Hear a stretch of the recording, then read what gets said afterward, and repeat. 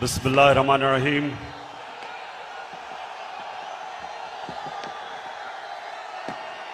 अल्लाह तेरी इबादत करते हैं, तेरे से मदद मांगते हैं।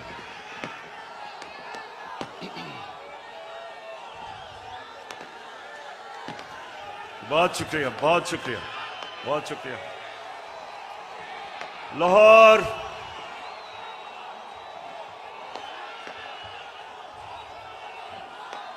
शुक्रिया, शुक्रिया। लाहौर मैं आपका जितना भी शुक्रिया अदा करूं वो कम है।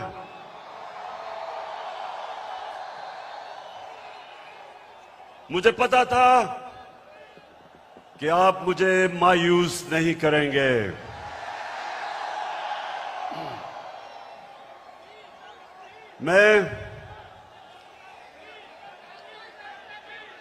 मैंने कभी इतने बड़े जलसे के सामने खिताब नहीं किया। आप सबका शुक्रिया।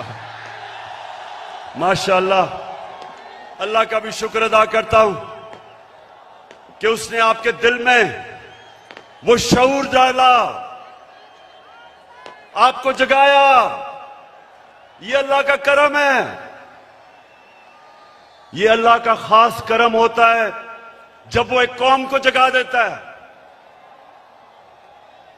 और एक इंसानों के हजूम को एक कौम बना देता है। ये अल्लाह तेरा लाख लाख शुक्र है। लाहौर में इधर पास ही मेयो हॉस्पिटल में पैदा हुआ था और मुझे बचपन से एहसास था। ये आपने आज गौर से बातें सुन। सामने प्लीज बैठ जाएं, बैठ जाएं, आप बैठ जाएं। वो नीचे देख सकते नीचे। बैठ जाओ, बैठ जाओ, बैठ जाओ, बैठ जाएं, सामने बैठ जाएं। वो देख नहीं सकते। बैठ जाएं प्लीज। देखें, मैं पाकिस्तान के साथ बड़ा हुआ हूं। मैं बार बार लोगों को बताता हूं कि मेरे मां बाप एक गुलाम हिंदुस्तान में पैदा हुए थे और उन्होंने पाकिस्तान की तहरीक में शिरकत की थी। और बचपन से उन्होंने मुझे एक चीज बताई कि तुम खुशकिस्मत हो कि एक आजाद मुल्क में पैदा हुए हो। और मैंने जब क्रिकेट की ग्राउंडों के ऊपर अपने मुल्क का नाम ऊपर किया और हमारा पाकिस्तान आहिस्ता आहिस्ता आहिस्ता क्रिकेट की दुनिया में ऊपर जाना शुरू हुआ, तो हमें फख्र होता था कि हम वो पाकिस्तानी हैं जो एक आजाद पाकिस्तान को दुनिया में उठा रहे हैं। तो मेरे पाकिस्तानियों, लाहौर के लोगों, जो आप सब यहां हैं, जो बाहर हैं, वैसे मैंने कभी इतनी पब्लिक नहीं देखी। मैं फिर से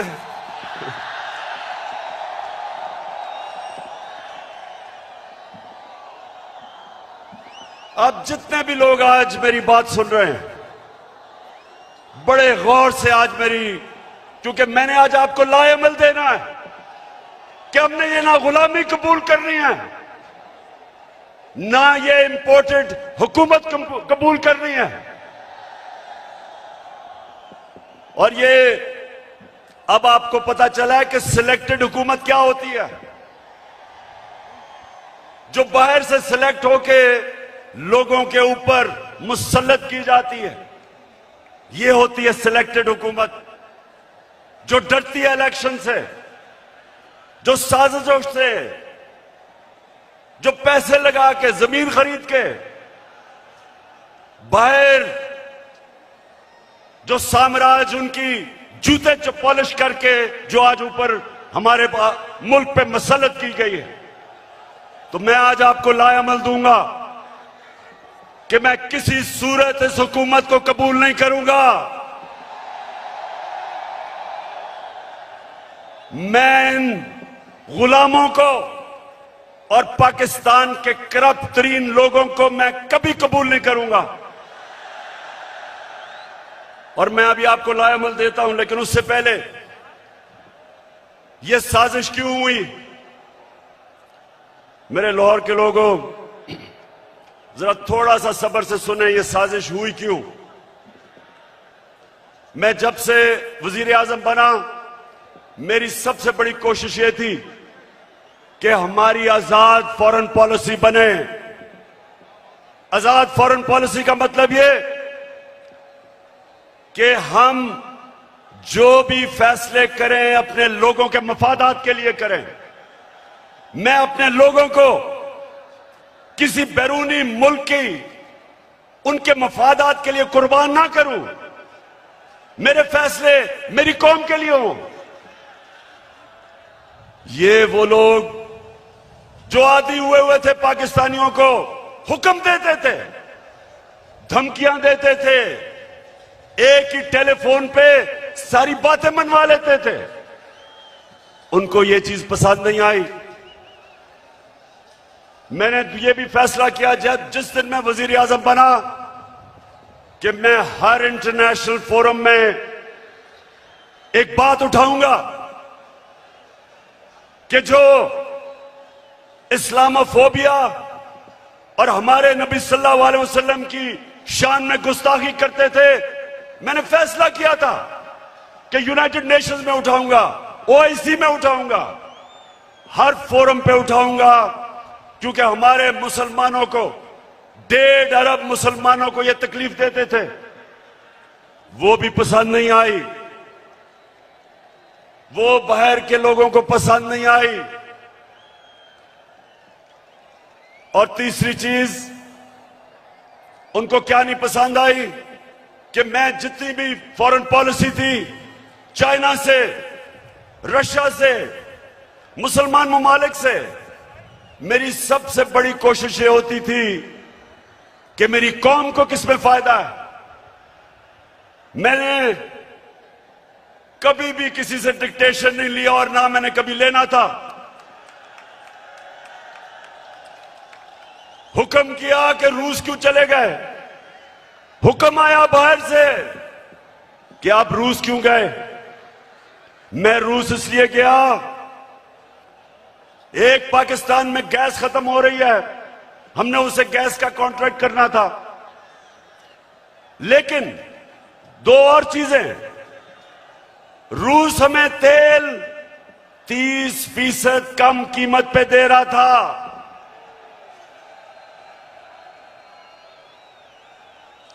तेल 30% कम कीमत पे, इसका मतलब कि पेट्रोल और फजल रहमान को 30% कम पे हम बेच सकते थे।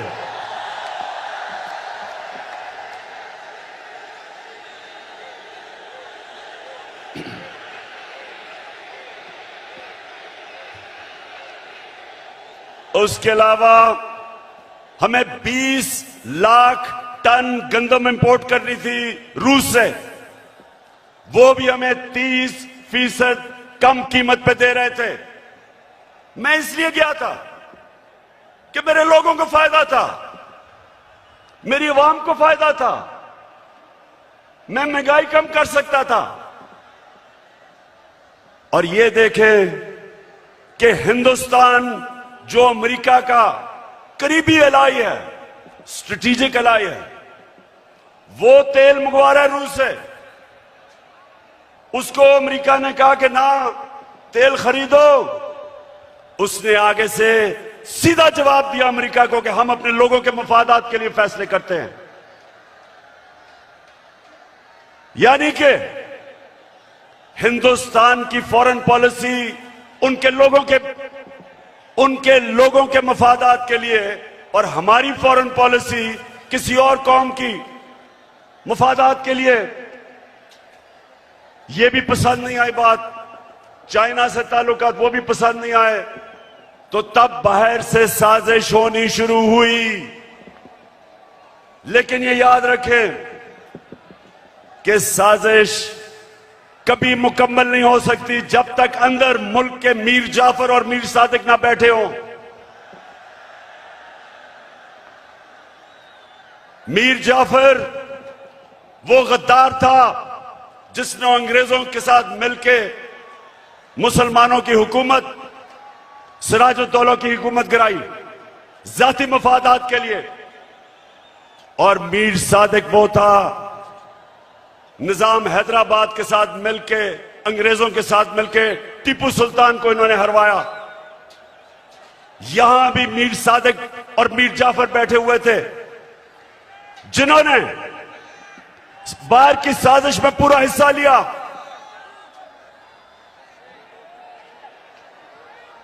क्या हुआ?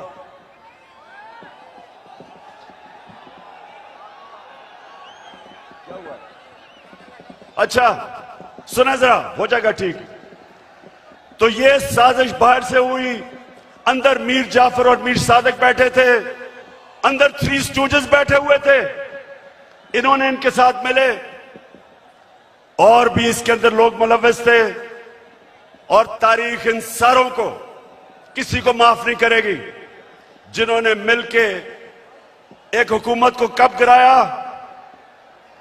मेरे पाकिस्तानियों ये सुने, हमारी हुकूमत को तब गिराया जब हमारी हुकूमत की, और मैं चैलेंज करता हूं, सबसे बेहतरीन पाकिस्तान की परफॉर्मेंस तहरीक इंसाफ की हुकूमत की थी।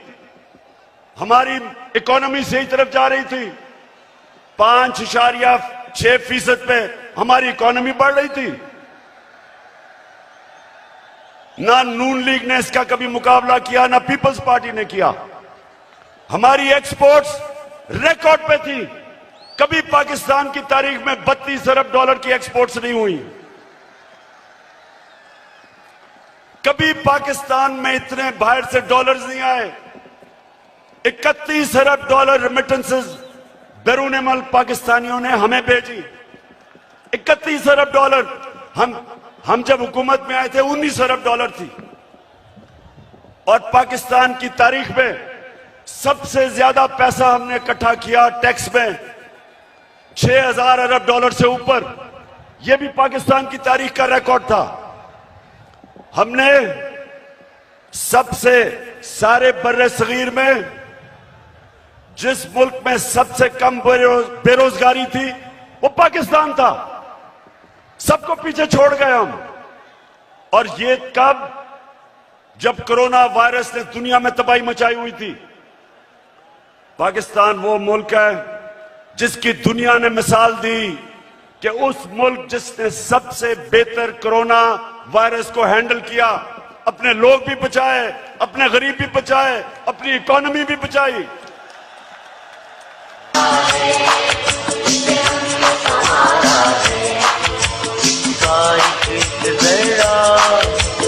जान से प्यारा है।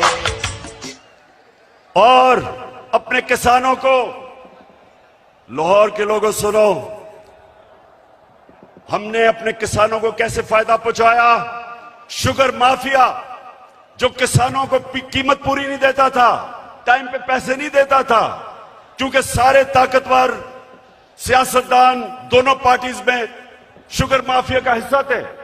हमने आके शुगर माफिया का मुकाबला किया, किसानों को पैसे दिलवाए ठीक टाइम पे, और उनको कीमत सही मिली।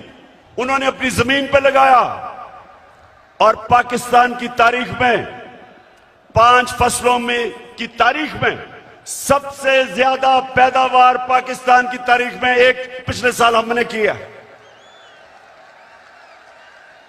गंदम की रिकॉर्ड पैदावार, गन्ने की रिकॉर्ड पैदावार, मकई की रिकॉर्ड पैदावार, आलू की रिकॉर्ड पैदावार, चावल की रिकॉर्ड पैदावार, यह हमारे दौर में हुआ। जब दुनिया कह रही थी कि पाकिस्तान की इकोनॉमी सही रास्ते पे निकल गई है और जिस रास्ते पे जा रही है आईएमएफ की गुलामी से आजाद होने जा रही थी, तब इन्होंने हमारी हुकूमत को साजिश करके गिराया। पहले हुकूमतें गिरती थी, 2 दफा बेनजीर की हुकूमत गिरी, 2 दफा नवाज शरीफ की 90 की दिहाई में। जब भी गिरी करप्शन पे गिरी। मैं चैलेंज करता हूं, बताएं कि क्या इमरान खान ने कोई लंदन में फ्लैट लिए, कोई फैक्ट्रियां लगाई? मेरे पे आज इल्जाम लगाया जा रहा है कि जनाब तोशा खाना से इसने कोई चीजें ली। जरा लाहौरियों जरा सुनो, तोशा खाना है क्या? समझो पहले ये क्या है। जो भी तोहफा मिलता है प्राइम मिनिस्टर और उनके वजीरों को, जो भी तोहफा मिलता है वो तोशा खाना में जाता है। इनके जमाने में जब तोशा खाना में प्रेजेंट जाता था तो ये 15% पैसे दे के जो हुकूमत को जाती थी वो खरीद सकते थे। हम आए, हमने 50% रखा, 50% हुकूमत को जाता था और जो भी हम खरीदना चाहे हम खरीद सकते थे। जो भी मैंने खरीदी सब रिकॉर्ड के ऊपर है, सब कानून के अंदर है। और आज मैं आप सबको यह भी बता दूं कि मैंने उन पैसों से जो मेरे घर के नीचे सड़कें जो आम लोगों को भी फायदा पहुंचाती थी, वो तोशा खाना के पैसे से सड़क ठीक की, हुकूमत का पैसा नहीं लिया। मेरा जो घर है मैं कानून के मुताबिक उसको कैंप ऑफिस बना के सारे खर्चे हुकूमत देती है, यानी आप देते हैं टैक्स, आप टैक्स पेयर उसका पैसा सारा देता है। मैं अपने खर्चे देता हूं। मैं कोई ना लाहौर का घर ना वहां कैंप ऑफिस नहीं किया, अपने पैसे से वो चलाया।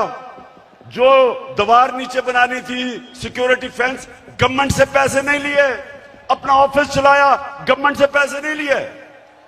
और ये लोग जो आज प्रोपेगेंडा कर रहे हैं, मैं चैलेंज करता हूं कि तुम्हारे मैं चैलेंज करता हूं कि कभी पाकिस्तान की तारीख में किसी प्राइम मिनिस्टर ने अपने ऊपर इतना कम पैसा खर्च नहीं किया जो मैंने किया।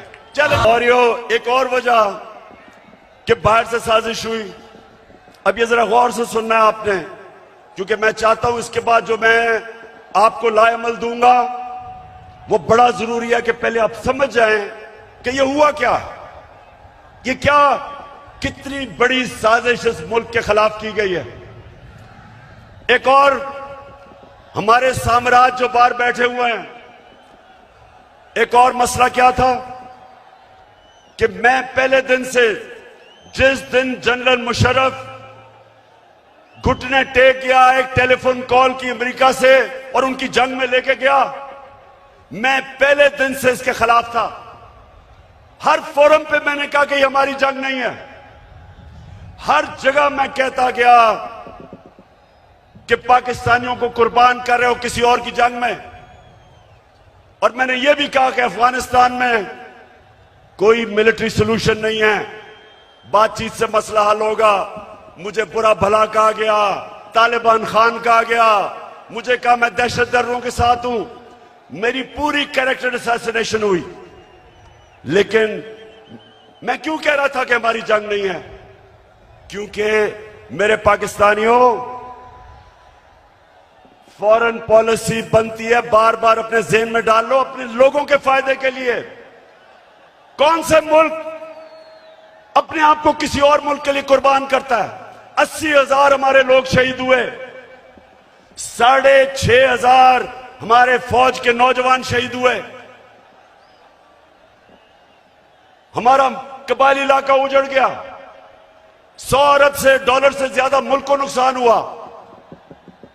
कभी कोई कमीशन बैठी, कभी किसी ने यह सोचा कि ये किसने हमें इस जंग में लेके गया ताकि आगे से हम इस तरह की हिमाकत ना करें।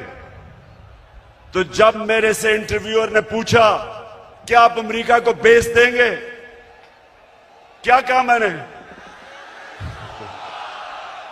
और क्या आप मेरे से कोई और उम्मीद रखते थे? एब्सोल्युटली नॉट के अलावा कोई उम्मीद रखते थे? क्योंकि मेरा जीना मरना पाकिस्तान में है, ये मेरा मुल्क है, ये मेरे लोग हैं। मैं क्यों अमेरिका के लिए अपने लोगों को कुर्बान करूं? तो ये भी उनको तकलीफ थी, उनको चाहिए थे चेरी ब्लॉसम बूट पॉलिश करने वाले,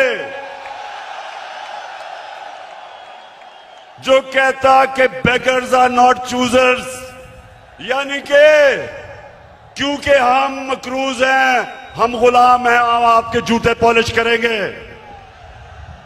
पाकिस्तानियों, ये याद रखो, मैं बार बार आपको एक चीज कहता हूं, कभी कभी किसी जमात को वोट ना दो जिनके लीडर्स के पैसे जायदादें मुल्क से बाहर पड़ी हैं, कभी उनको वोट ना दो, क्योंकि जिधर इनके पैसे बाहर पड़े हैं, इनकी जायदादें बाहर पड़ी हैं, इनकी प्रॉपर्टीज बाहर हैं, इनके ऑफशोर अकाउंट्स बाहर हैं, ये याद रखें, ये कभी साम्राज्य का प्रेशर बर्दाश्त नहीं कर सकते।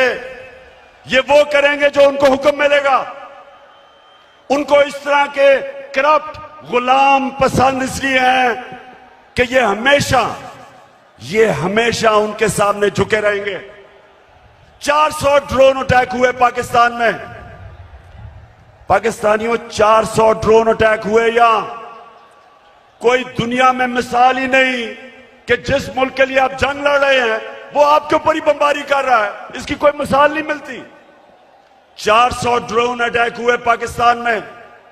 एक दफा कभी नवाज शरीफ के मुंह से एक दफा निकला कि ये आप बड़ा गलत कर रहे हैं, ये सारे ह्यूमैनिटेरियन लॉज के खिलाफ है, ये कानून के खिलाफ है कि जज, जूरी, एक्सिक्यूशनर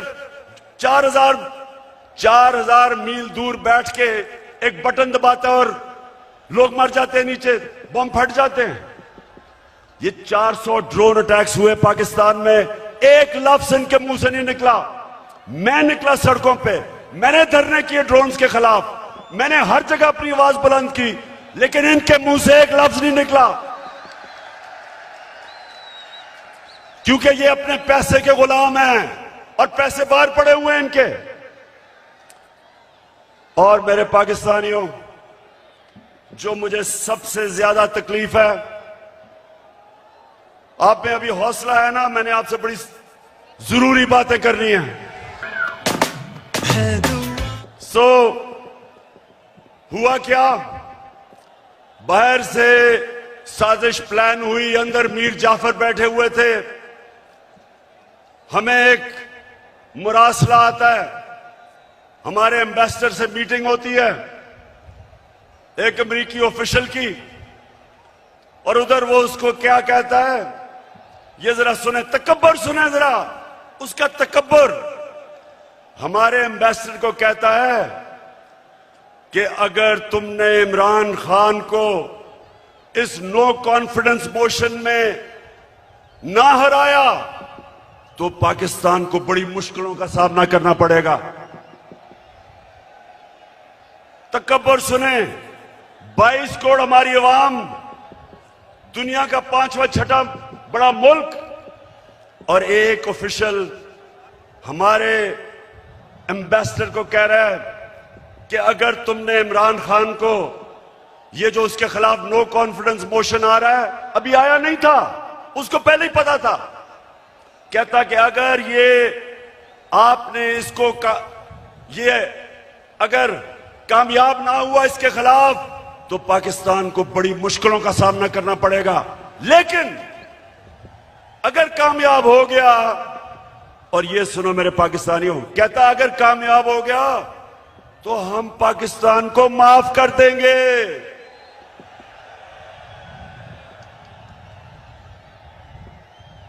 हमने क्या जुर्म किया कि वो हमें माफ कर देगा?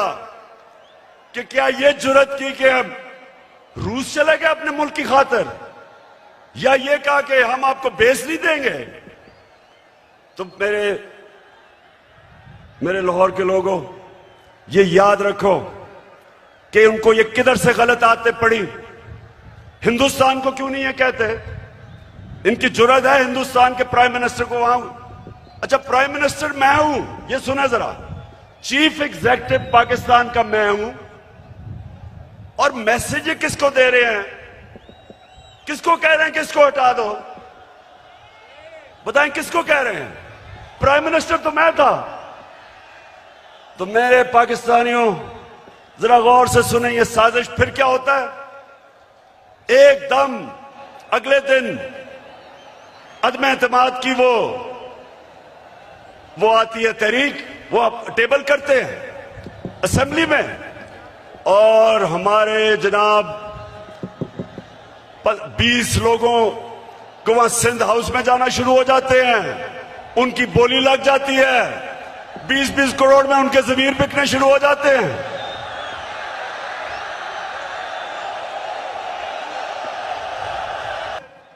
और फिर जो हमारे इत्तेहादी हैं, मैं मुंह ने सिलाई आज आपको खराज तहसीन पेश करता हूं, आप वाहिद रह गए, बाकी सारे चले गए। उनकी कीमतें लगी, बोलियां लगी, जैसे बकरा ईद पे बकरे बिकते हैं, बंद किया जनाब उनको सिंध हाउस के अंदर। सिंध से पुलिस लेके आए। सोचिए ये पाकिस्तान में हो रहा है। मैं अपनी आज बड़े अदब से मैं अपनी अदालतों से पूछता हूं कि क्या ये आइन के खिलाफ नहीं है, ये कानून के खिलाफ नहीं है कि बिक रहे हैं बकरों की तरह। अवाम से वोट लेके आए हमारे टिकट पे और वहां जाके उनकी बोलियां लग गई। यानी ये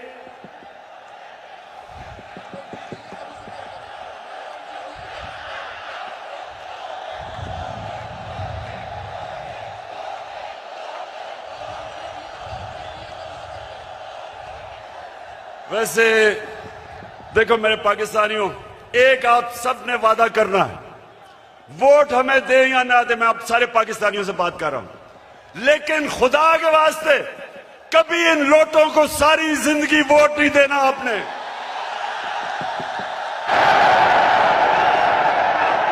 जमीर फरोशों को, जिनका ना कोई दीन है ना ईमान है ना उनमें शर्म है, कि सारी जिंदगी उनके बच्चों के ऊपर धब्बा लगेगा कि ये हैं वो लोग जिन्होंने अपने आप को बेचा, अपने जमीरों को बेचा।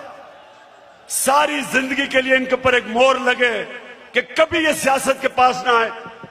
जिन जिन हलकों में ये जाएंगे, मेरी कौम पाकिस्तानियों, अगर आपने इनको किसी भी हलके में जीतने दिया, आप इस मुल्क से गद्दारी करेंगे।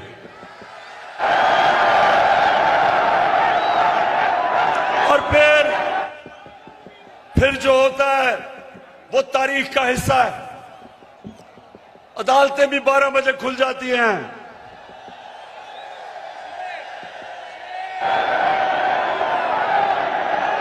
मेरे यहां दोनों स्पीकर बैठे हुए हैं, एक्स स्पीकर असद कैसर भी बैठा हुआ है और कासिम सूरी, दोनों हीरो हैं।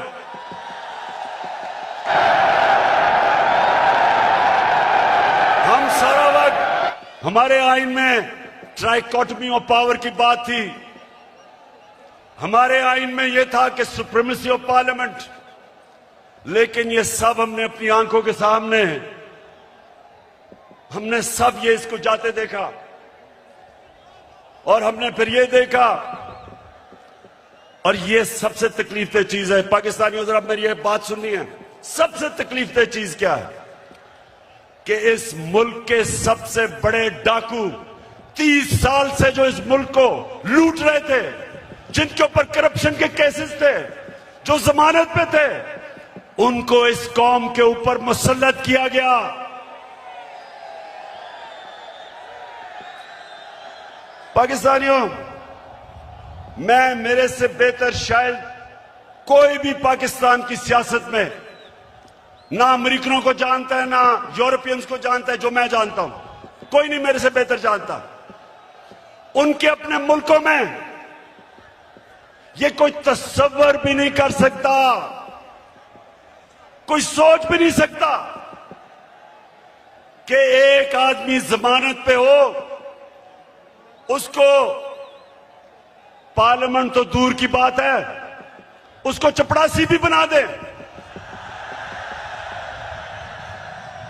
या उन्होंने हमारा प्राइम मिनिस्टर बना दिया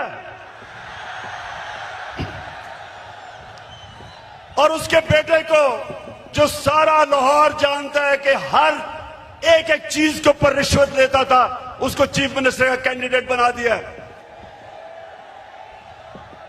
मैं ये सोचता हूं, आज मेरे पाकिस्तानियों सुनो जरा, मैं ये सोचता हूं क्योंकि मैं उन माशरों को बड़ी अच्छी तरह जानता हूं कि वो हमें कितनी हकारत से देखते हैं। हमें वो क्या समझते हैं कि चोरों के हमारे ऊपर मुसल्लत कर दिया। खुद सोचो, 20 साल ये जो आज बैठे हुए हैं, ये एक दूसरे को चोर कहते रहे हैं।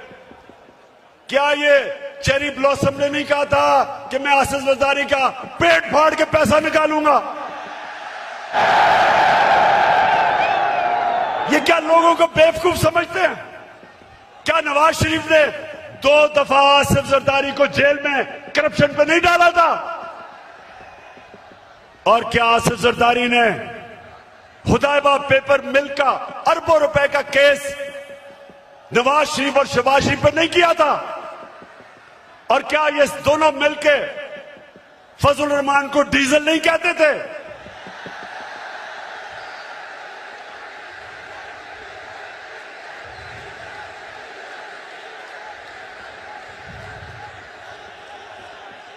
इससे ज्यादा आप एक मुल्क के ऊपर क्या जुल्म कर सकते हैं कि ये 3 स्टूजेस को, ये मुल्क के माना डाकुओं को मुल्क के ऊपर मुसल्लत करें।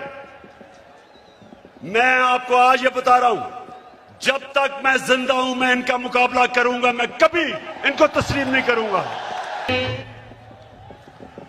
पाकिस्तानियों, अब ये जरा मेरी बात सुना, ये इतना बड़ा इस मुल्क पे जुल्म किया इन्होंने कि आपको अंदाजा नहीं कि ये जो हमारे माशरे को करेगा, एटम बॉम्ब भी नहीं कर सकता। मेरे नबी सल्लल्लाहु अलैहि वसल्लम ने तकरीबन 1500 साल पहले कहा था, ये सुने मेरी बात खामोशी से, ये बहुत जरूरी आपके लिए समझना है कि क्यों पाकिस्तान एक अजीम कौम नहीं बन सका। 1500 साल पहले उन्होंने कहा था,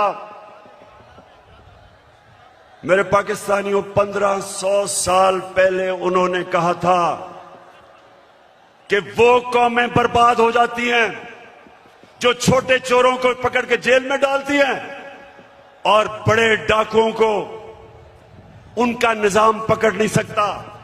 ये है आपके सामने। अब इससे बड़ी मिसाल क्या है कि 40 अरब रुपया शहबाज शरीफ और उसके बेटों के ऊपर 40 अरब रुपए के एफआईए में और नैब में केसेस हैं। एफआईए के 16 अरब रुपए इसके नौकरों के नाम पे एफआईए ने पकड़े हैं और इस आदमी को प्राइम मिनिस्टर बना दिया।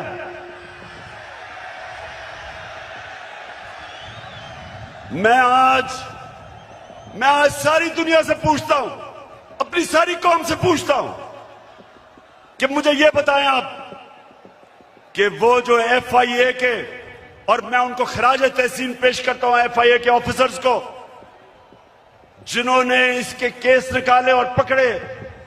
जब इसका बेटा सलमान शहबाज बाहर भाग गया, जब उसे पता कि एफआईआर पकड़ने लगी है, उससे पहले दमाद इनकी अपनी हुकूमत में, जब नून लीग की हुकूमत थी, इसका शहबाज शरीफ का दमाद बाहर भागा करप्शन के केसेस से डर के। नवाज शरीफ के दोनों बेटे बाहर भागे क्योंकि वो बता नहीं सकते थे कि अरबों रुपए की प्रॉपर्टीज इनके पास लंदन में किधर से आई। इसहाक डार प्राइम मिनिस्टर के प्लेन पे नून लीग की हुकूमत में बाहर भागा, उसके बेटे बाहर भागे हुए हैं। ये लोगों को हमारे ऊपर मुसल्लत किया जा रहा है। 95% इनके ऊपर केसेस हमारे दौर में नहीं बने, पहले के बने हुए हैं। और ये लोग आज जिधर आके बैठ गए हैं, मुझे ये बताएं कि कौन सा गवर्नमेंट ऑफिसर इनके खिलाफ एक्शन लेगा? कब आगे से एफआईए कब इनके खिलाफ एक्शन लेगी? जब उनको पता ये होगा कि ये तो उनके ऊपर इंतकामी कार्रवाई करेंगे अगर वापस आ गए। अब सोचें, कहीं दुनिया में होता है कि वो एफआईए जिसने इसके ऊपर केसेस निकाले हैं, ये उसी के ऊपर आके बैठ गया।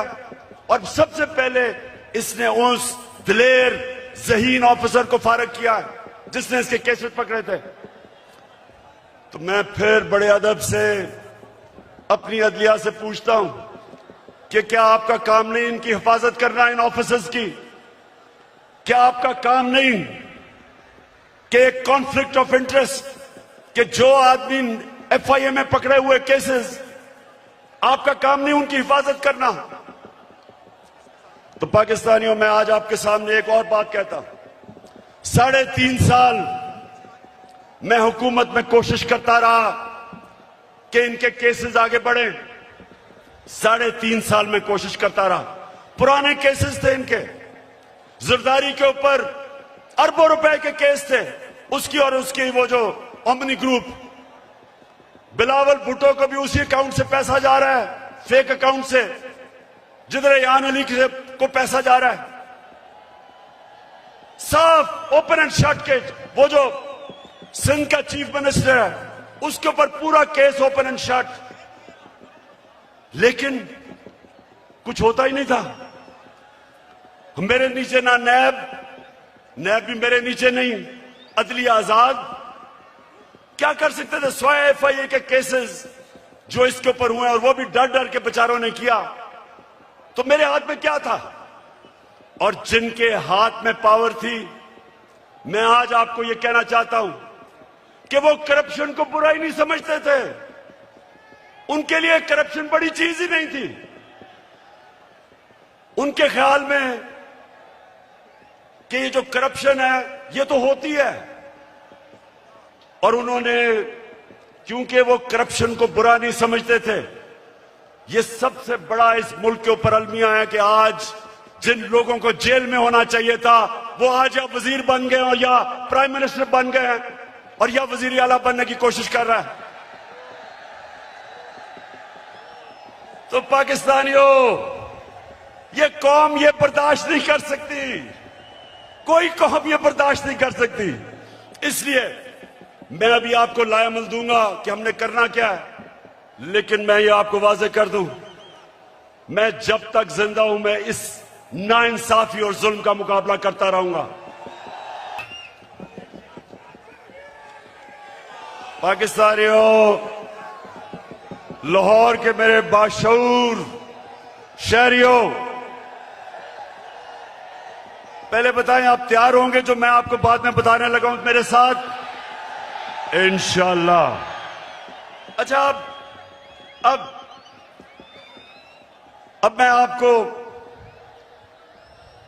जिस चीज की मुझे और बहुत तकलीफ है कि वो केसेस जो भी ताकतवर है यहां, उनको हमारा इंसाफ का निजाम कानून के नीचे ला ही नहीं सकता। अब ये सोचें कि जब हमारे नबी सल्लल्लाहु अलैहि वसल्लम ने कहा था कि कौम तबाह हो जाती जब ताकतवर को नहीं पकड़ती, डाकू को और सिर्फ छोटे चोरों को पकड़ती है, उनकी सोचें, उनकी हिकमत, यानी उनमें अल्लाह ने उनको सबसे दुनिया का अजीम आदमी किसी वजह से बनाया था और हमें हुक्म किया था कि उनकी सुन्नत पे चलो। देखें, छोटा चोर भैंस चोरी कर लेगा, मोटरसाइकिल चोरी कर लेगा, ज्यादा से ज्यादा गाड़ी चोरी कर लेगा, कितना पैसा बना लेगा। लेकिन जब बड़ा डाकू चोरी करता है, अरबों रुपए की चोरी करता है, अब वो बिस्तर के नीचे नहीं वो पैसा रख सकता, वो बैंक में नहीं डाल सकता क्योंकि पकड़ा जाएगा। लिहाजा वो पैसा मुल्क से बाहर भेजता है, दुगना नुकसान करता है, चोरी भी बड़ी करता है। और जब वो पैसा मुल्क से बाहर भेजता है, जिसको मनी लॉन्ड्रिंग कहते हैं, तो वो डॉलर खरीद के भेजता है। जब वो डॉलर खरीदता है, डॉलर के ऊपर प्रेशर पड़ता है, रुपए की कीमत गिरती है। जब रुपया गिरता है, महंगाई आती है, गुर्बत बढ़ती है। आज ये हाल है कि यूनाइटेड नेशंस के सेक्रेटरी जनरल ने एक कमेटी बनाई है जिसको कहते हैं फैक्ट टाइप पैनल। उस पैनल को उसने कहा इन्वेस्टिगेट करो कि क्या वजह है कि गरीब मुल्क गरीब हो रहे हैं और अमीर मुल्क अमीर हो रहे हैं। आपको पता है उस पैनल ने क्या, उसने जब इन्वेस्टिगेट किया तो क्या चीज सामने आई कि हर साल पाकिस्तानियों, इधर और से सुनो, हम IMF से हम सिर्फ 6 अरब रुपए के कर्जा जब लेते हैं तो हमें उनकी हर बात माननी पड़ती है। हमें मुल्क के ऊपर एक जंजीर डाल जाती है गले में, 6 अरब डॉलर पे।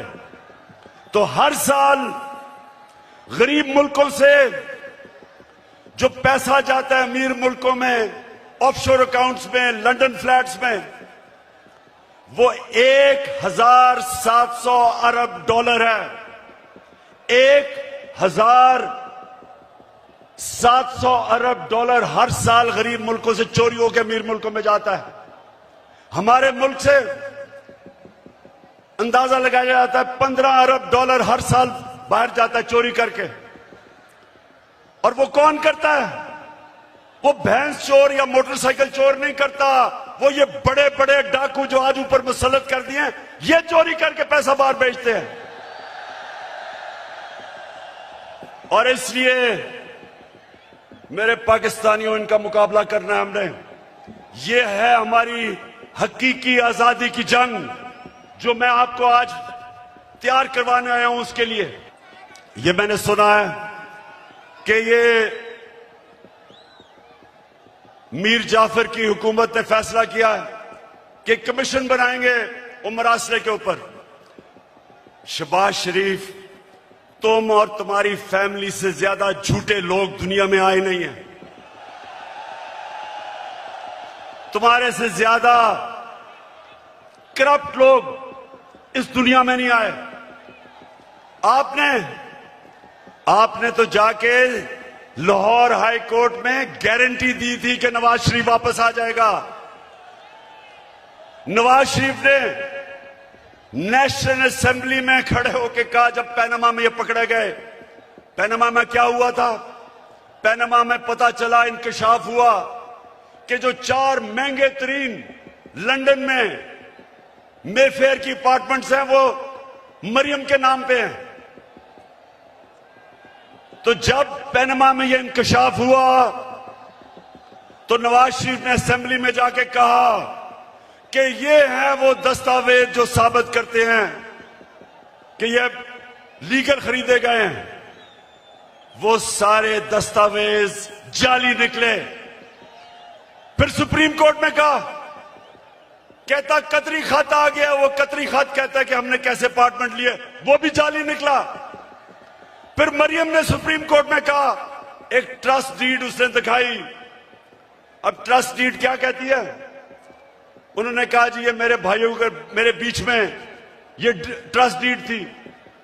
पता चला कि वो जिस कैलिबरी फॉन्ट से लिखी गई थी वो उस 2006 में आई नहीं थी। नकल में भी अकल चाहिए। और फिर इनके लाहौर में जो इन्होंने लूट मार की LDA में, हर थोड़ी देर के बाद आग लगती है और उनके रिकॉर्ड जल जाते हैं। तो तुम्हारा ख्याल है शहबाज शरीफ कि हम तुम्हारी कोई कमीशन मानेंगे?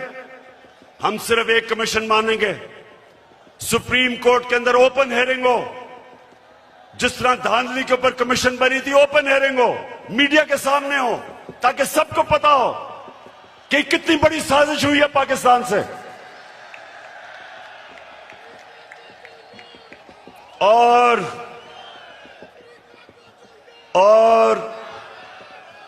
ये जो भी चीफ इलेक्शन कमिश्नर है, ये जो चीफ इलेक्शन कमिश्नर है, इसको तो नून लीग के अंदर कोई ऑफिस का ओहदा दे दो। इसका जितना इसने तहरीक इंसाफ के खिलाफ काम किया आके, मैं तो कहता हूं कि नून लीग के लोग भी शर्म आती उनको काम करते हुए कि सारे फैसले हमारे खिलाफ। फॉरेन फंडिंग केस क्या है?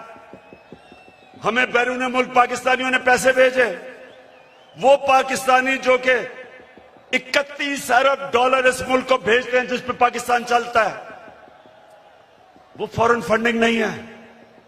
और हमने इनको बार बार कहा है कि जब भी आप इन्वेस्टिगेट करें तो नून लीग की भी साथ इन्वेस्टिगेशन करें, पीपल्स पार्टी की भी करें। और लाहौर के लोगों, मैं आपके सामने दावा करता हूं कि जब भी हमारी सामने इन्वेस्टिगेशन होगी, दूध का दूध पानी का पानी हो जाएगा।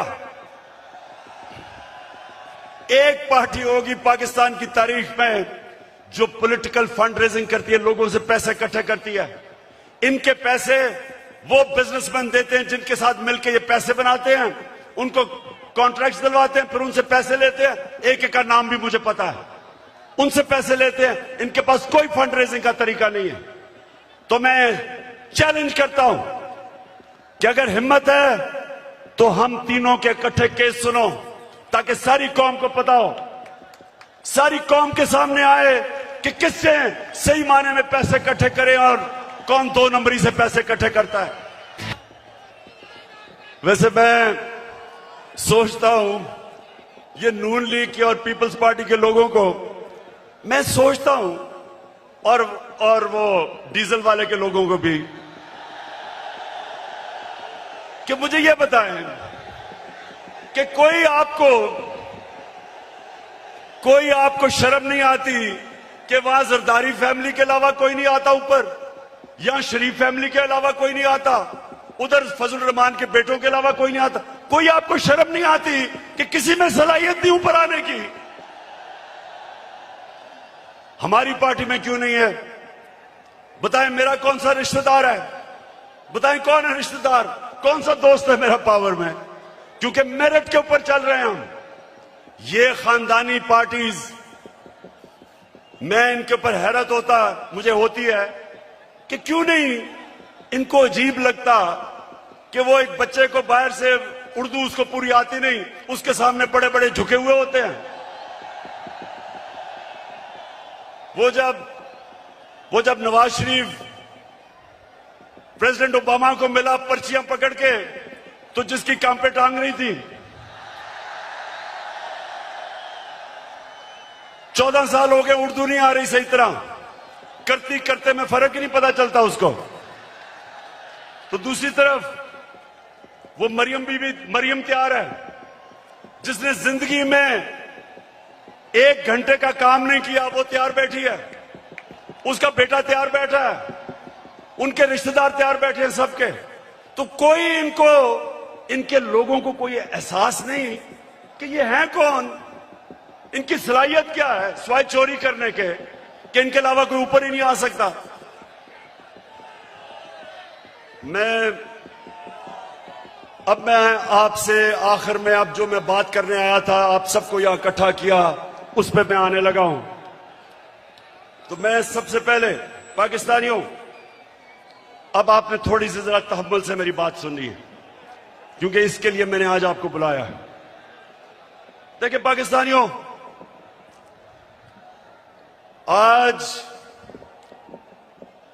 आज वो दिन है, 84 साल पहले इलामा इकबाल इस दुनिया से गए थे। सामने उनका मजार है,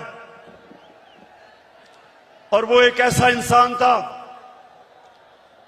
शायद ही कोई ऐसा ज़हन 500 साल में मुसलमान दुनिया में आया हो।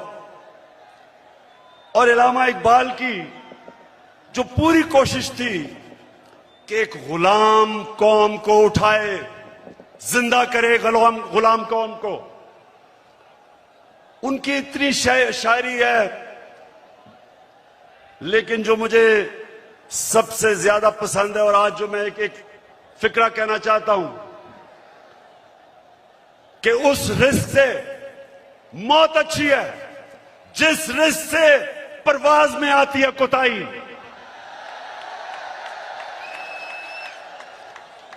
पाकिस्तानियों, यहां 1940 में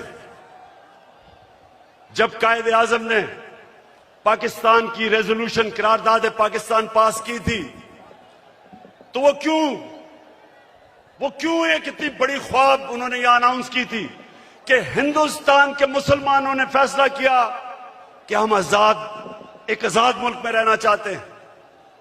ये पाकिस्तान सिर्फ इस खित्ते के मुसलमानों के लिए नहीं था।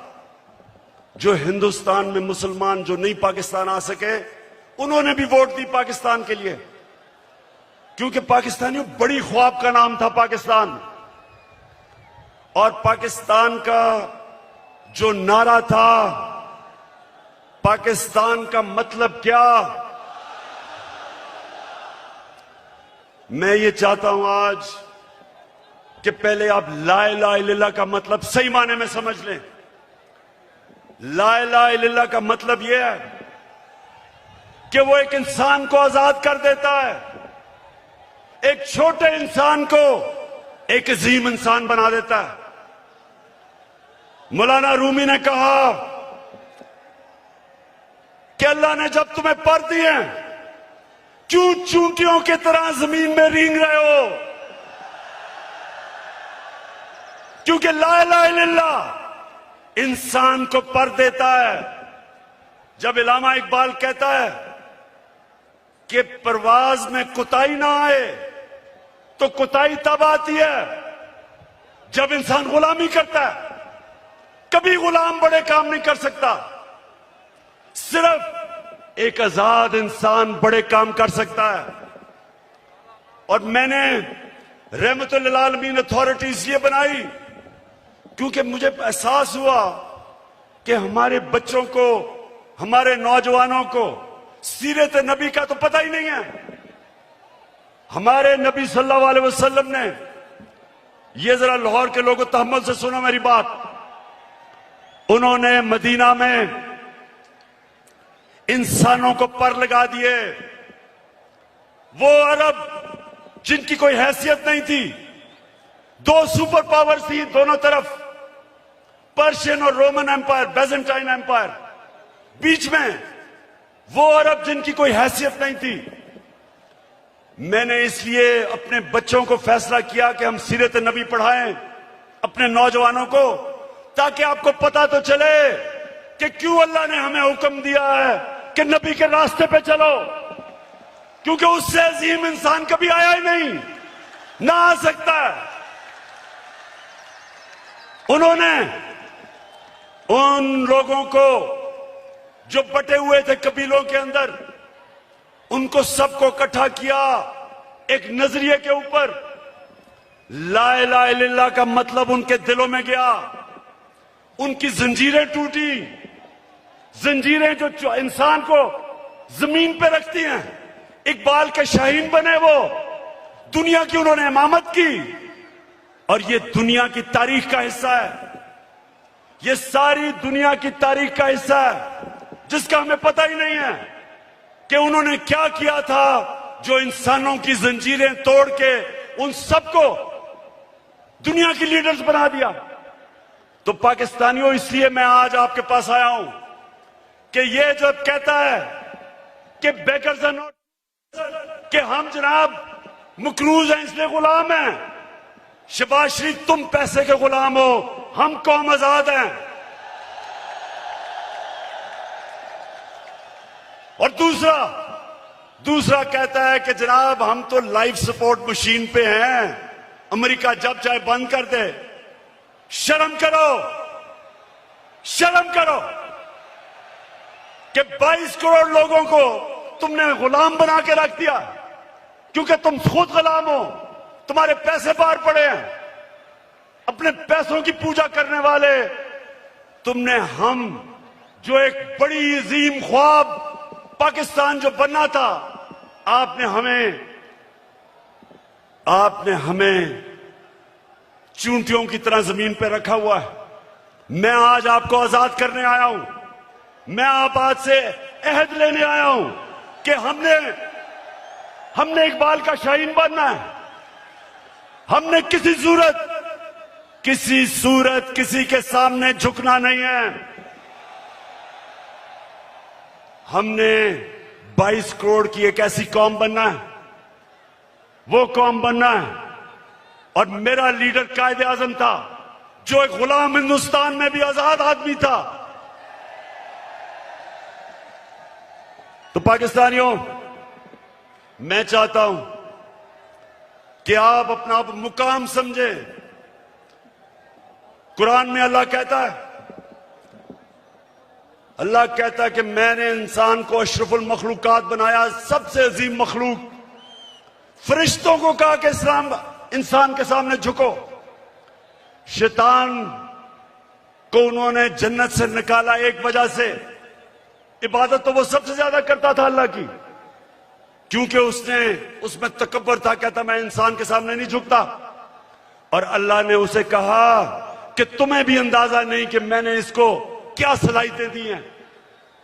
और कुरान में फिर यह भी है, जब इंसान ऊपर जाता है तो फरिश्तों के उससे ऊपर चला जाता है, लेकिन जब वो गिरता है जानवरों से नीचे गिर जाता है। हमारे ऊपर है, हम ऊपर जाना चाहते हैं या जमीन पर रेंगना चाहते हैं। पाकिस्तानियों, आप एक दफा फैसला कर लें। जब आप फैसला करेंगे कि हम किसी सूरत स्वाय अल्लाह के किसी के सामने नहीं झुकेंगे, आपकी परवाज ऊपर चली जाएगी। जिस दिन ला इलाहा इल्लल्लाह का मतलब आप समझ गए, आपकी जंजीरें टूट जाएंगी। ये जो गुलामी की जंजीरों में हमें डालना चाहते हैं टूट जाएंगी। अब सब उठ जाएंगे। 22 करोड़ लोग हैं बाहर, पाकिस्तानी बैठे हैं, हर किस्म की सलाहियत रखते हैं, लेकिन ये चोर और डाकू, पैसे के गुलाम, अगर ये आपके ऊपर बैठे रहे, ये मुल्क कभी आगे नहीं बढ़ेगा बल्कि नीचे जाएगा। हमारी कभी फॉरेन पॉलिसी आजाद नहीं हुई। स्वाय थोड़ी देर के भुट्टो के जमाने में, और भुट्टो को साजिश करके अंदरूनी मीर जाफर ने उसको फांसी दिलवाई। कभी उसके बाद आजाद नहीं हुई, लेकिन कभी इतनी गुलाम भी नहीं हुई जो ये 3 स्टूजेस के दौरान हुई है। जो इन्होंने हमारे साथ किया,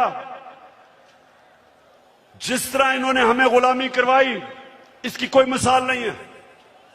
रमजी यूसुफ को पकड़ा दिया अमेरिकनों को, हमारे कानून के बरखिलाफ। एमएल कांसी को पकड़ा दिया हमारी अदालतों को पूछे बगैर। एमएल कांसी के वकील ने अमेरिका की अदालत में क्या कहा, जब उन्होंने पूछा जज ने कि क्यों पाकिस्तान के कानून के बगैर आप इसको उठा के ले गए, तो उसका वकील कहता कि पाकिस्तानी अपनी वालदा को बेच देंगे डॉलरों के पीछे। और वो किसका दौर था? नवाज शरीफ का दौर था। हम नहीं बेचेंगे, नवाज शरीफ बेच देगा, पैसे का पुजारी है। फिर जनरल मुशर्रफ का दौर आया, 9/11 के बाद इसने पकड़ पकड़ के पाकिस्तानियों को ग्वांटानामो बे में दे दिए। मुल्ला ज़ईफ तालिबान का एम्बेसडर था, जिनीवा कन्वेंशन के मुताबिक उसको प्रोटेक्शन थी, उन्होंने उसके बावजूद पकड़ा दिया, उनको ग्वांटानामो बे में भेज दिया। हमारे मुल्क से लोगों को उठा उठा के ले गए। हम जंग उनकी लड़ रहे हैं और दुश्मन हम ही बने हुए हैं। 400 ड्रोन अटैक्स करवा दिए, कबायली इलाके को उजाड़ दिया। जो कबायली इलाके के लोगों को मुश्किलों का सामना करना पड़ा, आप सोच भी नहीं सकते। 35 लाख लोगों ने नकल मकानी की वहां से, 40 लाख लोगों ने स्वाद से नकल मुकानी की। या मेरे 2 एक्स मिनिस्टर्स बैठे हुए हैं, मुराद सईद, इसकी वालदा को उसी जंग में स्वाद में जब बम फटा तो उसकी वालदा के सर पे लगा, अभी तक वो कोमा में है, सालों से वो कोमा में पड़ी हुई है। यहां सरताज गुल है, उसका भाई यहां खुदकुश हमले में लाहौर में वो बेचारा शहीद हुआ। मेरे मां और वालिद की दोनों तरफ से, एक जनरल बिलाल शहीद हुए वालदा की तरफ से, और न्याजी हमारे मियां वाली से शहीद हुए। 80,000 हमारे लोग मारे गए। क्यों? पाकिस्तान की जंग से क्या ताल्लुक था? क्योंकि गुलाम बैठे हुए थे। हमें कुर्बान किया गया किसी की खातिर, और हमें दुनिया में जिल्लत मिली। उसामा बिन लादेन को पाकिस्तान में आके इन्होंने खत्म किया। कोई 3 दिन कोई बोला नहीं। प्रेसिडेंट ओबामा अपनी किताब में लिखता है कि मुझे बड़ा खौफ था कि मैं सदर जरदारी को जब टेलीफोन करूंगा वो बड़ी मुजम्मत करेगा कि तुमने हमारे मुल्क में आके ये किया क्या।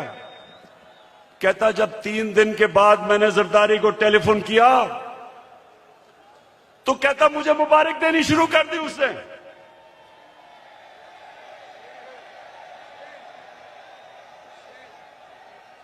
किसी के मुल्क में आके जो आपकी जंग लड़ रहा है, उसी मुल्क में आके आप किसी को मार दें और आपको बताएं भी ना, और वो सारी लीडरशिप हमारी पैरों में पड़ी हुई थी। पाकिस्तानियों याद रखें, कभी आपकी कभी दुनिया इज्जत नहीं करेगी जब तक आप अपनी खुद इज्जत नहीं करेंगे।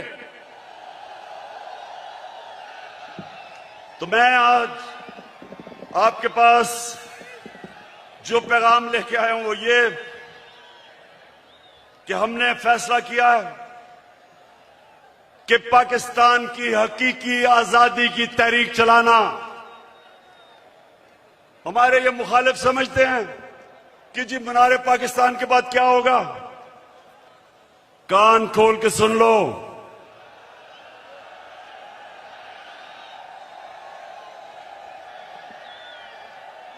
कान खोल के सुन लो कि असल पार्टी तो अब शुरू हुई है। हमने सारे पाकिस्तान, ये मैं तहरीक इंसाफ को कॉल नहीं दे रहा, मैं अपने सारे पाकिस्तानियों को कॉल दे रहा हूं, बल्कि मैं नून लीग और पीपल्स पार्टी के लोगों को जो इस मुल्क में आजादी चाहते हैं, जिनको पता नहीं कि कितनी बड़ी साजिश हुई है, मैं उनको भी आज पैगाम दे रहा हूं कि आपने सबने तैयारी करनी है। गली गली, मोहल्ले मोहल्ले, शहरों में, गांव में आपने सबने तैयारी करनी है, आज से शुरू करनी है। आपने मेरी कॉल की इंतजार करनी है जब मैं आप सबको इस्लामाबाद बुलाऊंगा।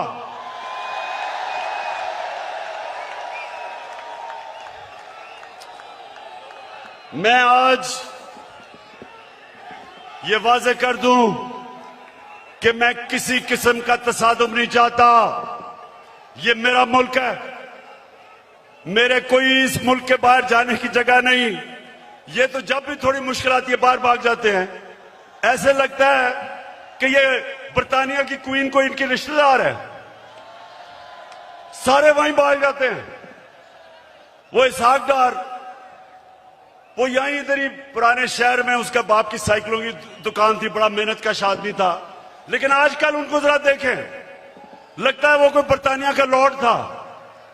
तो ये वो लोग हैं, ये वो लोग हैं जब मुश्किल पड़ती है बाहर भाग जाते हैं। हमारा मेरा जीना मरना पाकिस्तान है। किसी किस्म का मैं तसादुम नहीं चाहता अपने मुल्क में। हमारी फौज है, हमारी पुलिस है, और फौज का भी मैं ये कह दूं कि अगर हमारे पास एक ताकतवर फौज ना होती तो आज पाकिस्तान के 3 टुकड़े हुए होते। हमारे जो दुश्मन हैं वो सिर्फ इसलिए कामयाब नहीं हुए कि माशाअल्लाह हमारी कौम अपनी फौज के साथ खड़ी है। हमारी फौज ने एक गलत फैसला मुशर्रफ ने किया, गलत फैसला उसने किया, लेकिन हमारी फौज ने जिस तरह की कुर्बानियां दी, वो कुर्बानियां ना देते तो आज पाकिस्तान का भी वो जो शाम और इराक का हाल है वो होता। तो हम आज दाद देते हैं अपनी फौज को, अपनी पुलिस को। हम चाहते हैं कि हमारी पुलिस भी एक मजबूत पुलिस फोर्स बने। हम कोई किसी किस्म की इस मुल्क को नुकसान नहीं पहुंचाना चाहते, लेकिन हम किसी सूरत इस इंपोर्टेड हुकूमत को तस्लीम नहीं करेंगे। जो भी हो, ये जब समझते हैं कि ये तहरीक खत्म हो जाएगी, तहरीक अभी जोर पकड़ेगी। मैंने अपनी सारी पार्टी के बड़े बड़े सीनियर्स को कहा है कि इन्होंने निकल जाना सारे पाकिस्तान में। आपने जाके लोगों को तैयार करना है, अपनी हकीकी आजादी की तहरीक में सबको शामिल करना है। आपने अपने इलाकों से निकल के और सीनियर लीडरशिप ने पाकिस्तान के उन इलाकों में जाना है ताकि लोग तैयार हों, मेरी कॉल की इंतजार करें। और मैं सिर्फ एक चीज चाहता हूं, कोई और चीज नहीं चाहता मैं चाहता हूं कि जल्दी से जल्दी इलेक्शन अनाउंस किए जाएं। हम एक जमहूरी पार्टी हैं, हम जमहूरियत चाहते हैं, लेकिन हम कभी भी इस सिलेक्टेड इंपोर्टेड हुकूमत को कभी तस्लीम नहीं करेंगे। एक ही तरीका है, जिनसे भी गलती हो गई, एक ही तरीका है गलती ठीक करने का, फौरी इलेक्शन करवाओ।